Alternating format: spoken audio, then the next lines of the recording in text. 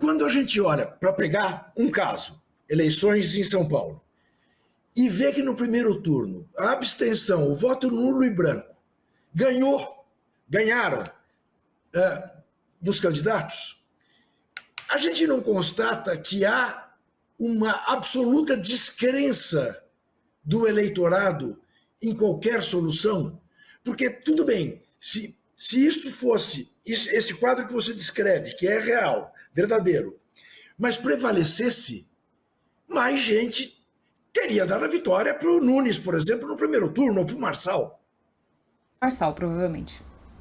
Provavelmente para o Marçal. Né? E não terá sido a fraude do último documento que levou à derrota dele, embora possa ter prejudicado. Eu acho até que prejudicou mais o Boulos, mas enfim.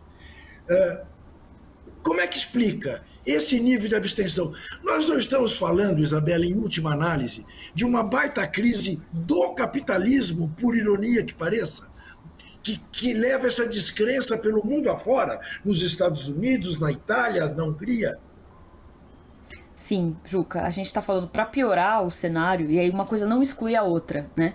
Eu acho que a tua pergunta, a primeira pergunta é por que as pessoas votam na extrema-direita? Então, essa é a razão que eu disse anteriormente é por que as pessoas votam na extrema-direita.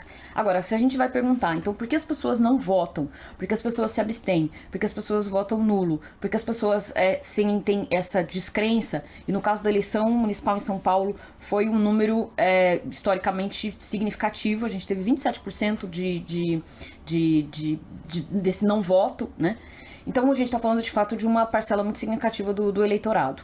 Quando a gente olha para isso, aí a gente tem outras razões, que é basicamente a seguinte: a gente tem uma imagem, né, de que tudo na política é um pouco sujo, é um pouco errado, é tudo corrupção, né? Então a política é vista como algo ruim para a sociedade.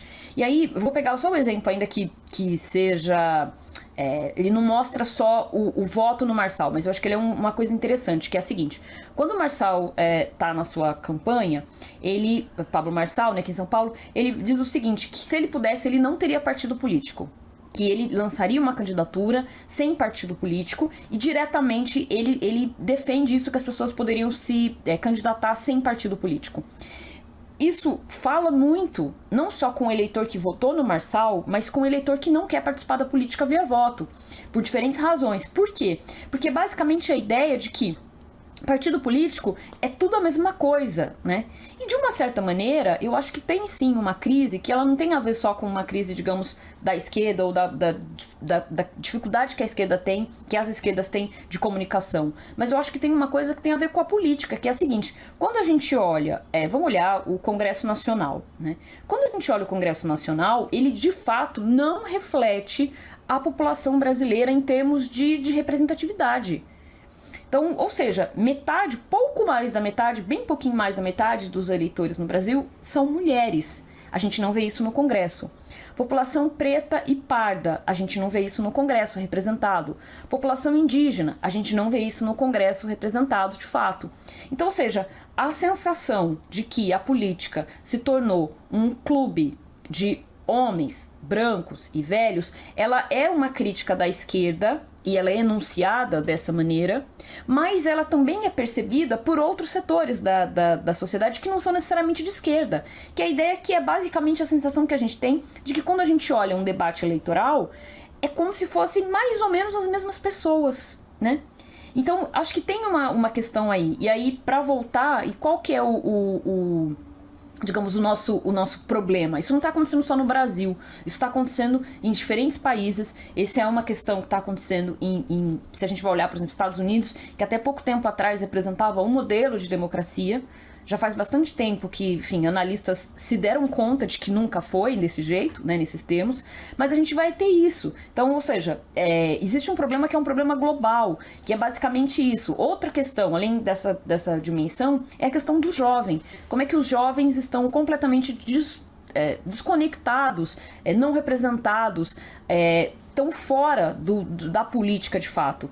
Porque a política de fato é feita por pessoas mais velhas. Quando a gente tem pessoas mais jovens, são pessoas mais jovens às vezes que estão representando, que estão ali um pouco performando o seu lugar de juventude, mas sem um lugar especificamente de debates, de possibilidades. Muitos poucos exemplos a gente tem.